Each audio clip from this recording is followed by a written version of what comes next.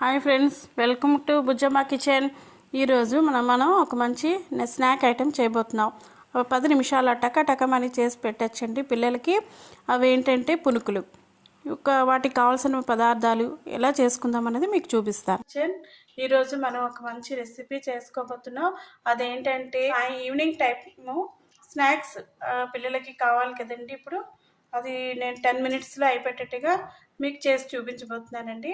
అదేంటంటే మనం ఇంట్లో పిండిలు ఆడించి పెట్టుకుంటాం కదండి, అలాగే ఇది కూడా ఏంటంటే నేను గ్లాసు మినప్పప్పు ఉంటుంది కదండి, ఒక గ్లాస్ మినప్పప్పు తీసుకొని 2 గ్లాసులు బియ్యం అండి. మనము స్టోర్ బియ్యం అయినా పర్లేదు, అది తీసుకొని మనం చక్కగా పిండి ఆడించుకోవాలి. మనం మిల్లుకి ఇచ్చుకొని చక్కగా మెత్తగా ఆడించుకొని ఆ పిండిని మనం ఇలా తీసుకోవాలి. ఇలా తీసుకొని ఒక కప్పు పిండిని తీసుకున్నానండి. ఇలాగా బౌల్ తీసుకున్నానండి. ఈ బౌల్లో నేను ఒక కప్పు పిండిని తీసుకున్నానండి. చెప్పాను కదా మీకు. ఇలా ఇంకా ఏంటేంటి వేసుకోవాలి అన్నది నేను అన్నీ మీకు చూపిస్తాను. ఉల్లిపాయలండి, పెద్ద సైజు ఉల్లిపాయలు తీసుకొని చిన్న ముక్కలుగా ఇలాగా కట్ చేసుకోవాలండి, చిన్న ముక్కలుగా. ఎందుకంటే కొంతమంది పిల్లలు తిన్నారు కదండి ఉల్లిపాయలు. ఇలా వేసుకోవాలండి. ఇప్పుడు ఉల్లిపాయలు వేసుకున్నాం కదండి, 1 స్పూన్ జీలకర్ర వేసుకోవాలండి.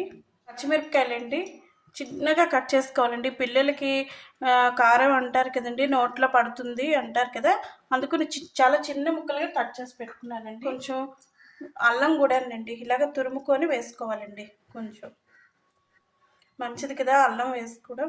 కొంచెం కొత్తిమీర వేసుకున్నానండి. కరివేపాకు కూడా ఇలాగ చిన్నగా కట్ చేసి పెట్టుకొని ఇలా వేసుకోవాలి. మనం వంట సోడా ఉంటుంది కదండి, వంట సోడా, వంటల్లో వేసుకున్న సోడా కూడా కొంచెం ఇలా వేసుకోవాలి. ఇది మనం చక్కగా వాటర్ వేసుకొని మనం పకోడీలు వేసుకుంటాం కదా, అలాగా దానికంటే ఇంకొంచెం లూజ్గా కలుపుకోవాలి. సాల్ట్ వేసుకున్నానండి, దీనికి సరిపోయినంత సాల్ట్ వేసుకోవాలి. ఇప్పుడు ఇది మనం బాగా చక్కగా అన్నీ కలిసేటట్టుగా బాగా కలుపుకోవాలండి. చూసారా, పకోడీలు చేసుకుంటాం కదండి, అలాగనే ఇలాగా కలుపుకోవాలి. ఇప్పుడు కొంచెం వాటర్ వేసుకుంటాం.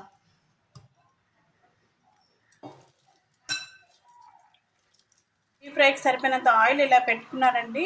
ఇందాక పిండి అంతా కలిపి వేసుకొని చూపించాను కదండి, ఉల్లిపాయలు అన్నీ ఇలా కలిపి పెట్టి ఉంచుకోవాలండి. ఆయిల్ వేడెక్కిపోయిందండి, చక్కగా డీప్ ఫ్రైకి సరిపోయినట్టుగా చక్కగా ఆయిల్ వేడెక్కింది. మనం ఇలా తీసుకొని కొంచెం కొంచెం వేసుకోవాలండి పునుకులుగా. చాలా బాగుంటాయండి ఈవినింగ్ స్నాక్స్ టైం పిల్లలకి. మంచిదండి, పప్పు బియ్యం కదా, ఇది కూడా చాలా మంచిది. బయటకి కొని పెట్టి ఇచ్చే కంట్లోనే మనం చక్కగా చేయవచ్చు.